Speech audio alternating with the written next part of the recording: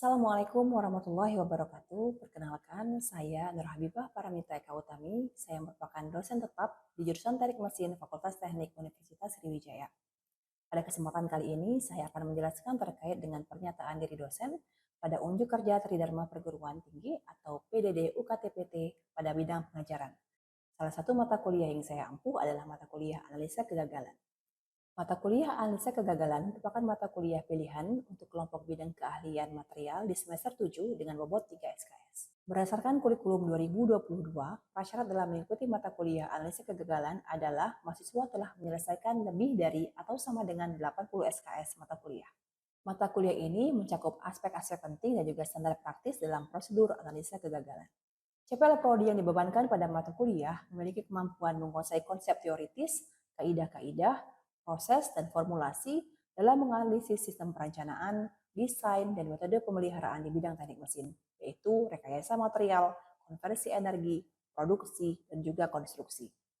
Tentunya dengan memperhatikan faktor-faktor keekonomi, kesehatan, keselamatan publik, kultural, sosial, dan lingkungan atau environmental consideration. Yang kedua, memiliki daya kemampuan dalam menganalisis dan merancang, juga melaksanakan eksperimen laboratorium dan atau lapangan.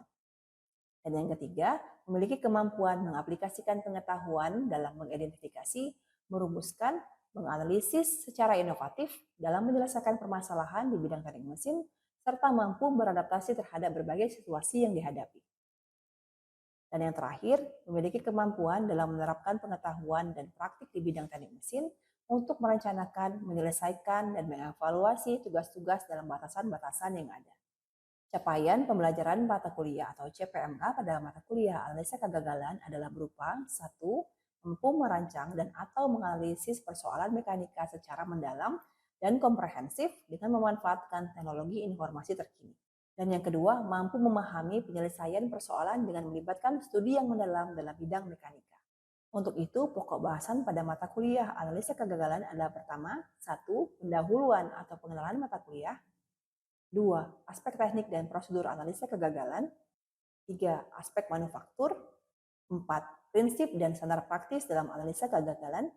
5. Peralatan dan teknik dalam analisa kegagalan. 6. Pengamatan daerah perpatahan. Dan yang terakhir, kegagalan yang terjadi pada berbagai kondisi operasi. Dalam proses pembelajaran, saya memanfaatkan platform Learning Management System atau LMS Learning milik Universitas Sriwijaya.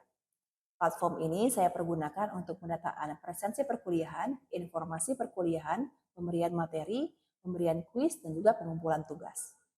Adapun perhitungan persentase akhir nilai mahasiswa pada mata kuliah analisa kegagalan adalah berupa 10% nilai absensi, 20% nilai tugas, 30% nilai UTS, dan 40% nilai UAS. Poin-poin ini saya sampaikan pada kontrak perkuliahan di pertemuan pertama. Dalam proses pembelajaran, saya menggunakan metode delivery, interaction, dan assessment atau yang disingkat dengan DIA, di mana pada aspek delivery, saya menyiapkan dan menjelaskan materi pembelajaran sesuai dengan rancangan pembelajaran semester dengan memanfaatkan berbagai fasilitas teknologi seperti PowerPoint berisi gambar, video, dan animasi. Selain itu, saya juga memanfaatkan media teknologi secara online, memberikan kesempatan pada mahasiswa untuk mempelajari film dokumenter terkait analisa kegagalan, yaitu dari kanal Netflix, YouTube, HBO, dan lain-lain. Hal ini saya lakukan agar mahasiswa mendapatkan informasi pembelajaran yang maksimal di era keterbukaan informasi. Pada aspek interaction, saya melakukan komunikasi interaktif dan juga melemparkan pertanyaan kepada mahasiswa, serta memberikan kesempatan kepada mahasiswa untuk mengutarakan pendapat dan bertanya terkait dengan perkuliahan agar capaian pembelajaran dapat terpenuhi. Sedangkan pada aspek asesmen, saya menerapkan pre-test dan post-test di awal dan akhir perkuliahan, kuis, dan pemberian nilai tugas. Dalam aspek asesmen, saya juga menggunakan metode problem-based learning, di mana berupa studi kasus yang memungkinkan mahasiswa untuk belajar melakukan pemecahan masalah secara realistis dan konseptual. Dengan pendekatan ini, mahasiswa tidak hanya belajar teori, tapi juga menerapkan pengetahuan dalam konteks yang relevan dan realistis untuk menganalisis kegagalan material yang mungkin kelak akan mereka hadapi di dunia kerja.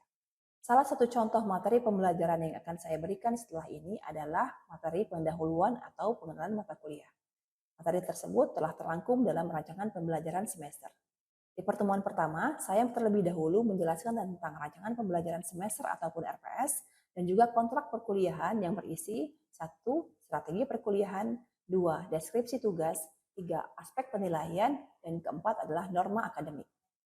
Kontrak perkuliahan ini kemudian disepakati dan juga ditandatangani oleh Ketua Tim Pengampu Mata Kuliah dan Perwakilan Mahasiswa, yang kemudian akan disahkan oleh Ketua Jurusan Teknik Mesin Fakultas Teknik Universitas Sriwijaya. Adapun sub capaian pembelajaran mata kuliah atau sub CPMK pada mata kuliah analisa kegagalan pertemuan pertama adalah mahasiswa mampu memahami gambaran umum tentang analisa kegagalan dan peran pentingnya dalam bidang keilmuan teknik mesin. Berikut video micro teaching mata kuliah analisa kegagalan pertemuan pertama. Assalamualaikum warahmatullahi wabarakatuh. Waalaikumsalam warahmatullahi wabarakatuh. Selamat datang adik-adik di pertemuan pertama mata kuliah analisa kegagalan. Saya ingatkan lagi kepada adik-adik yang belum melakukan enroll di e-learning, silakan enroll terlebih dahulu dengan kode perkuliahan yang sudah saya bagikan di WhatsApp grup kita. Baik, untuk pertemuan hari ini, pertemuan pertama, sebelum kita mulai perkuliahan, saya akan membacakan kontrak perkuliahan dan juga RPS. Nanti mohon untuk adik-adik perwakilan kelas, ketua kelas untuk menandatangani. Saya akan bacakan terlebih dahulu ya. Apa itu bagaimana kontrak perkuliahan kita dan RPS kita.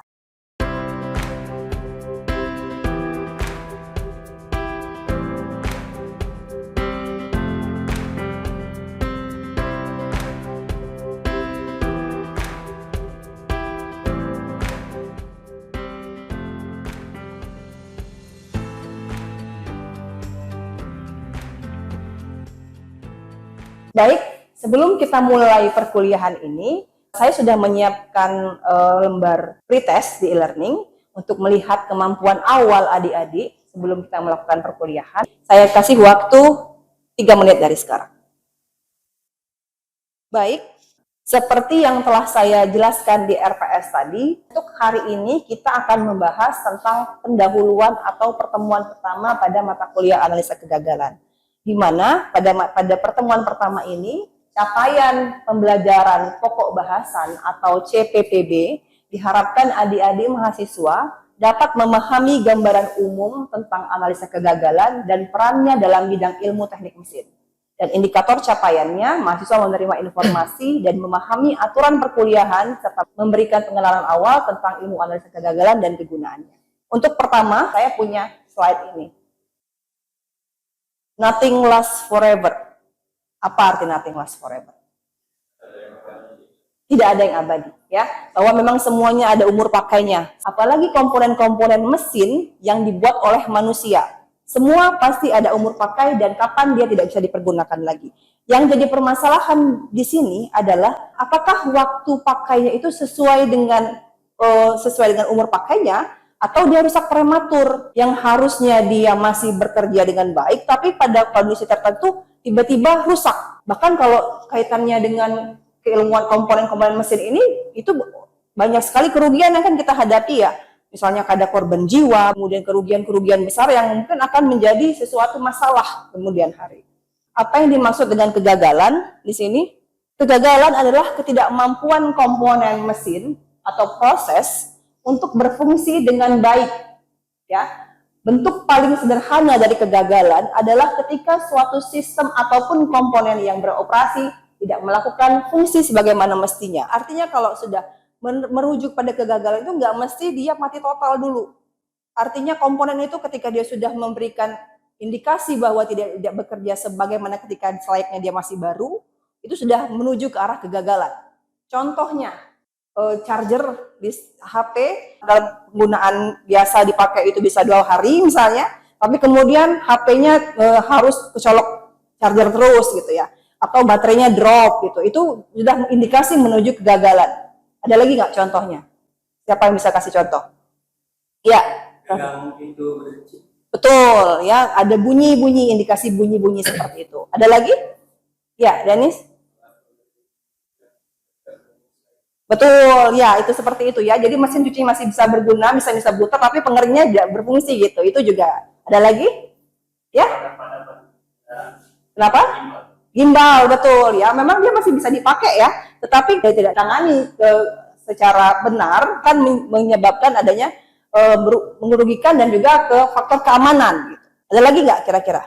Ya, Kodri. Betul, ya. Jadi memang indikasi-indikasi itu terkadang kita bisa ketahui dari bunyi, dari suara, gitu ya. Walaupun artinya bahwa dia masih bekerja, tetapi dia sudah ada indikasi-indikasi itu harus segera ditanggulangi supaya tidak menimbulkan kerusakan atau kegagalan yang lebih parah. Nah, tingkat kegagalan itu melibatkan sistem ataupun komponen yang menjalankan fungsinya tetapi tidak dapat diandalkan atau tidak aman. Gitu. Kalau kita bicara tentang penggunaan komponen, kemudian melibatkan manusia di situ, sudah sangat pasti yang paling harus diandalkan adalah keamanannya. Jadi bagaimana caranya supaya komponen itu bisa bekerja dengan baik, tetapi dalam kondisi batas aman yang masih diizinkan, itu yang menjadi PR yang sangat penting dan harus menjadi sesuatu yang diutamakan. Baik, kemudian mengapa analisa kegagalan dianggap sebagai suatu subjek yang penting? Pertama, untuk melihat akar permasalahan yang erat kaitannya dengan jaminan kualitas dan peningkatan kualitas yang berkelanjutan. Kalau kita bicara tentang barang dan jasa, otomatis kita punya pesaing di situ. Kemudian yang kedua, membuktikan siapa yang bertanggung jawab dalam suatu proses peradilan. Kalau misalnya ada pesawat yang jatuh, itu kan semua pasti media itu pasti langsung menyorot ya. Headline TV, headline berita, itu semuanya menyorot pada berita yang sama. Dan itu menjadi sesuatu yang sangat orang pengen tahu siapa yang salah. Siapa yang bertanggung jawab dalam satu proses peradilan, apalagi terlebih kalau banyak korban jiwa. Kemudian yang ketiga, sebagai tindakan korektif untuk mencegah kegagalan yang sama tidak terjadi lagi di kemudian hari, di mana pada dunia industri erat kaitannya dengan penghematan waktu dan uang. Karena kalau di dalam dunia industri itu ada penjualan barang dan jasa. Ketika ada komplain dari pengguna, Anda misalnya bekerja di perusahaan pembuat kulkas, Anda kasih garansi 5 tahun, terus kemudian ada masalah dari pendinginannya tidak bisa bekerja, pembekuannya tidak bagus, otomatis orang akan mengklaim garansi itu ke customer service, maka kita akan yang menanggung biaya perbaikan itu gitu. Nah, itu akan kaitannya juga dengan untung-untung rugi. Pada akhirnya adalah penghematan uang dan waktu. Kembali lagi ke poin pertama, di mana dengan ada penghematan waktu dan uang itu juga kembali ke kredibilitas perusahaan. Kalau semakin dikit orang yang komplain akan kinerja dari komponen ataupun barang yang kita produksi, maka artinya kualitas kita akan semakin baik. Nah, ini adalah pembeda antara mata kuliah atau subjek analisa kegagalan dengan disiplin ilmu yang lain. Saya contohkan di sini pada ilmu KBK material ya. Pertama, kalau contohnya ini pada yang A adalah produk cor. Bisa juga ketika kita membuat komposit, bisa juga ketika melakukan pengelasan, gitu kita bergeraknya dari A ke Z. Ya, pertama kita persiapan material, pemotongan material, proses produksi, kemudian juga persiapan tungku ya, pemotongan sampai jadi produk jadi. Tetapi ketika dari analisa kegagalan, dia bergeraknya dari Z dulu ke A. Jadi si tugas dari si investigator itu adalah bagaimana caranya supaya dia merunut kejadian dari awal, dari bagaimana perawatan, bagaimana analisis kondisi operasi, bagaimana proses assembly, proses pembuatan dan pemilihan material sampai dia ke raw materialnya. Gitu. Jadi setiap faktor ini memiliki kemungkinan kenapa yang menyebabkan dia rusak. Gitu. Nah, oleh karena itulah ilmu bidang analisa kegagalan atau failure analysis itu disebut sebagai forensic engineering. Karena memang tugasnya adalah untuk melihat faktor penyebab kegagalan itu apa, supaya kegagalan ini sama, itu tidak terjadi lagi. Dalam menganalisis kegagalan adalah proses penting untuk menentukan akar penyebab masalah, seperti saya bilang tadi. Dan untuk menganalisis ini sebenarnya merupakan suatu hal yang kompleks. Kita membutuhkan berbagai teknik dan juga disiplin ilmu, ya. Dan salah satu cara yang dinilai efektif dalam melakukan analisa kegagalan adalah teknik analisis akar penyebab atau root cause analysis atau RCA. Ini nanti akan kita bahas di pertemuan selanjutnya, ya. Ini karena masih pengenalan saja. Kemudian kegagalan pada material itu secara umum itu ada 7 faktor. Pertama ada salah desain, salah pemilihan material, salah pembuatan, adanya material defect atau cacat pada material, ada kondisi operasi yang tidak sesuai, salah dalam perawatan dan salah penyatuan. Tapi ada kalanya juga ada stresor. Ada kegagalan mekanis, kimia, elektrokimia, thermal, radiasi, dan listrik. Contohnya kalau mekanis itu kalau pembebanan bolak-balik. Apabila misalnya material tidak kuat, dia bisa terjadi patah hati, patah lelah. Ya.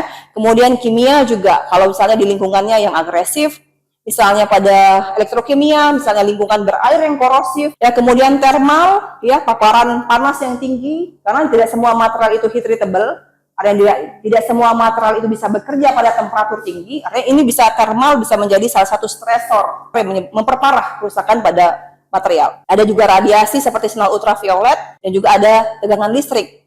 Ini contoh konsentrasi tegangan yang sering menjadi salah satu akar penyebab terjadinya kegagalan prematur pada material. Ya, sekecil apapun lubang, sekecil apapun cacat pada material itu akan berpengaruh sangat besar dan bahkan bisa merusak suatu komponen secara menyeluruh. Hole, elliptical hole, dan crack. Saya punya contoh. Ini saya punya kertas. Ini kita anggap sebagai material non cacat ya. Lalu saya kasih lubang kecil di sini. Kita anggap ini sebagai sebuah porositas. Dengan kekuatan yang sama, kita kasih di lubang, gagal. Seperti itu juga logam. Ya, nah ini contohnya. Ini adalah aluminium casting AL dengan 9Zn. Dia apabila dilakukan fabrikasi yang baik, maka dia akan bisa mendekati kekuatan yang lebih tinggi lah dibandingkan kekuatan aluminium pada umumnya.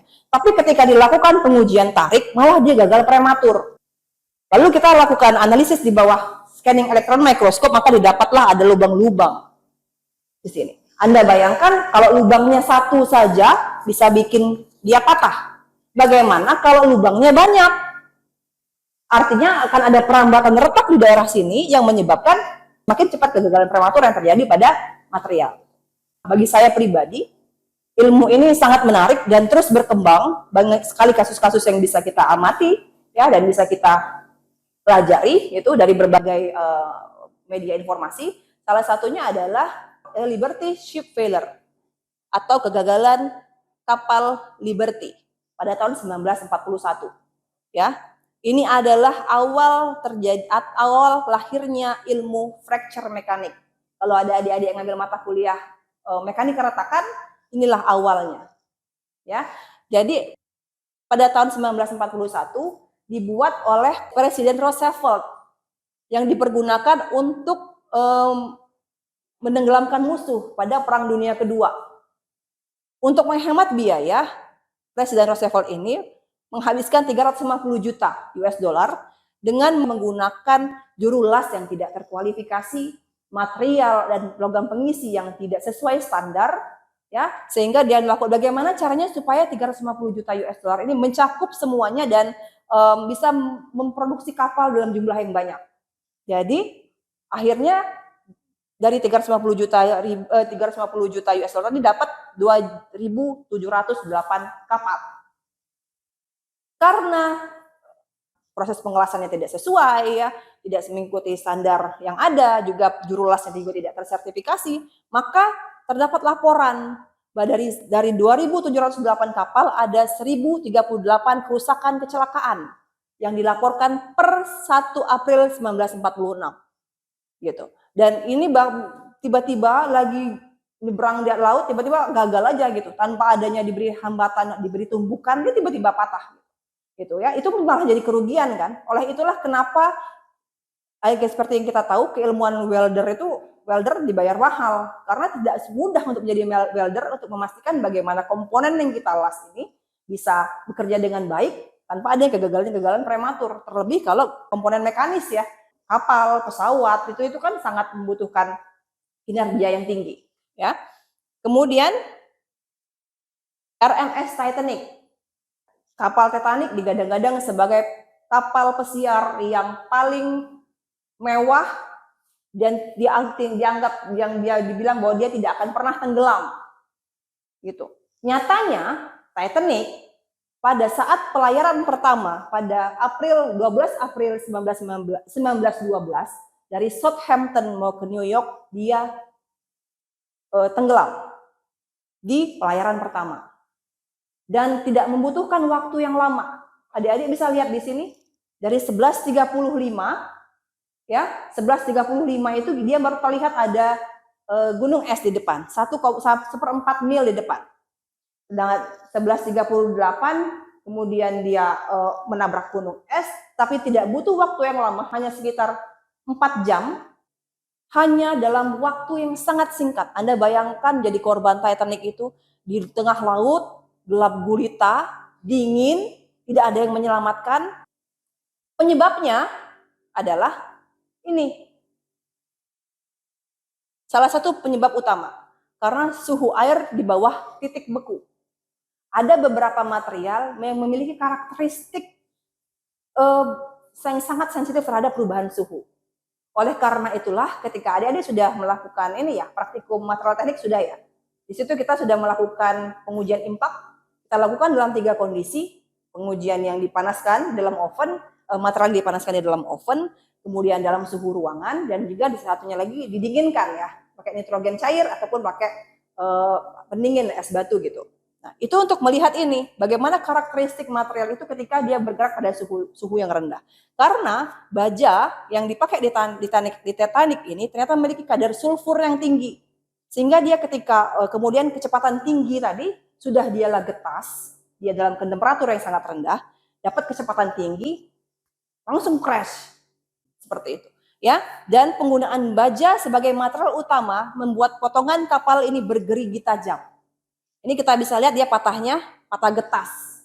Ya, dia sangat getas. Nah, kemudian penyebab kerusakannya ternyata banyak sekali setelah dilakukan analisa dan investigasi bertahun-tahun, ternyata banyak sekali faktor-faktor yang mendukung. Jadi kalau orang bilang, oh wajar kalau dia sampai gagal prematur, karena memang dia ada 48 paku keling berkonsentrasi tinggi, dan juga ternyata paku keling yang dipakai itu, dia mengandung sejumlah terak yang tergabung. Artinya dari awal dia sudah ada cacat material, ada material defect di situ, ya. Itu yang menyebabkan itu. Dan kemudian sebenarnya sifat patah pada Titanic ini bisa dicegah dengan adanya heat treatment. Tetapi bidang keilmuan heat treatment itu belum ditemukan pada saat Titanic dikonstruksi. Itu sayang. Makanya ilmu pengetahuan itu memang bertambahnya sedikit demi sedikit ya. Ya, itu seperti itu. Dan kemudian jelas ada variasi besar dalam sifat antara 2000 paku keling. Jadi dia sebenarnya paku keling yang dipakai di Titanic itu pun tidak seragam sifatnya. Sehingga itu tadi menyebabkan dia bisa gagal. Seperti ini patahnya ya, benar-benar permahan, serpihan seperti itu. Jadi dia memang tidak bisa ditanggulangi dan tidak bisa diantisipasi juga, karena juga dia di tengah laut, tidak ada yang bisa menolong itu ya. Itu jadi sayangnya menjadi suatu histori yang cukup kelam. Nah, ini kemudian The Comet Disaster 1953.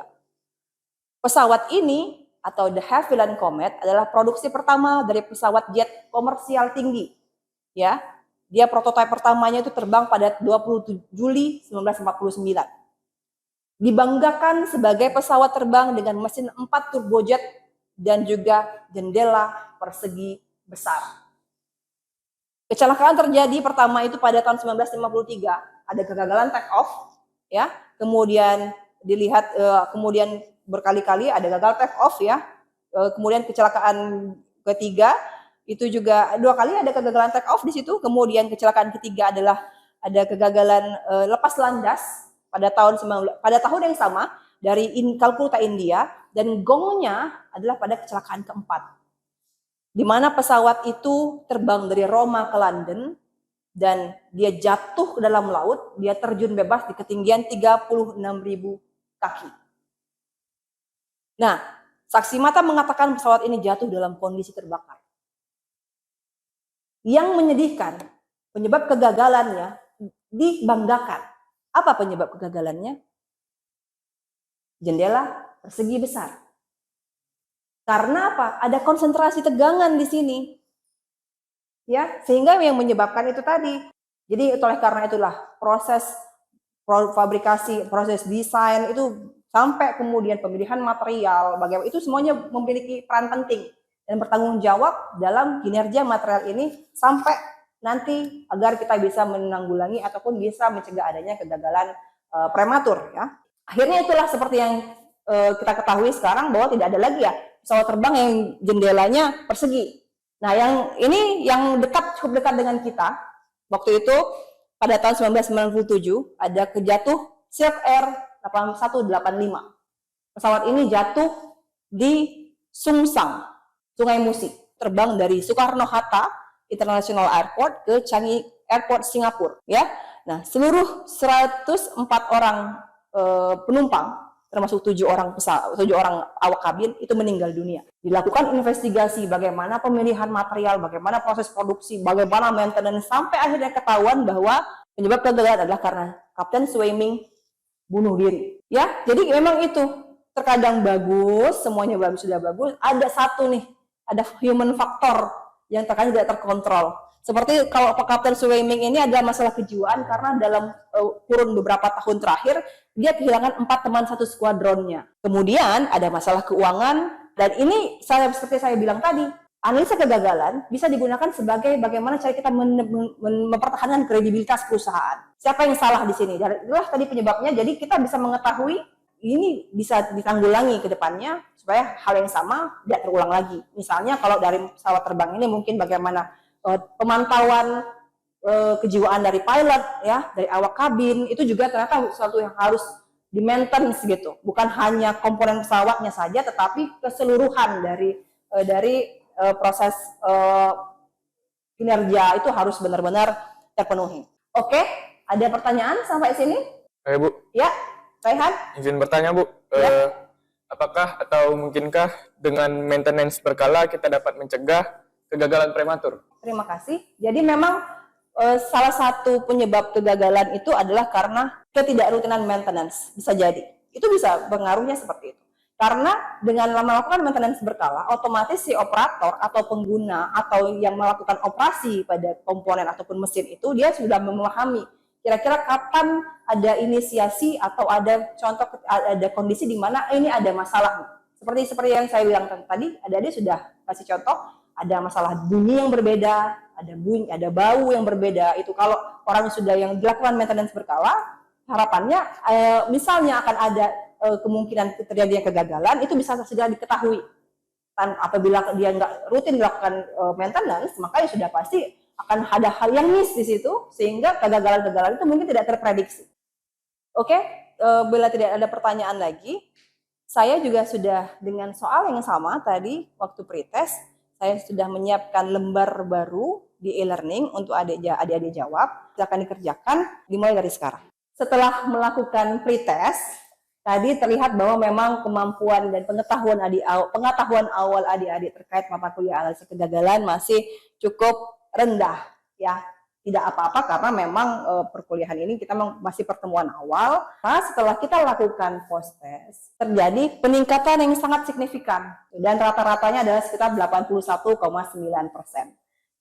Nah, untuk itu saya berharap adik-adik tetap melakukan perkuliahan ini dengan bertanggung jawab, bersemangat, agar nanti sampai waktu ujian tiba kita bisa melaksanakan dengan baik dan adik-adik bisa mendapatkan hasil yang maksimal. Oke, saya kira cukup sampai di sini dulu hari ini.